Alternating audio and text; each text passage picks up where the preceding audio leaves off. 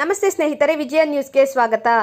ಕೆರೆಯಲ್ಲಿ ಈಜಲು ಹೋಗಿದ್ದ ಇಬ್ಬರು ಬಾಲಕರು ನೀರಿನಲ್ಲಿ ಮುಳುಗಿ ಸಾವು. ಬನಹಟ್ಟಿ ಪಟ್ಟಣದಲ್ಲಿ ಘಟನೆ. ಸಂಜಯ್ ತಲ್ವಾರ್ 12 ವರ್ಷ, ಸಮರ್ ತಲ್ವಾರ್ 12 ವರ್ಷ ಮೃತ ದುರ್ದೈವಿಗಳು.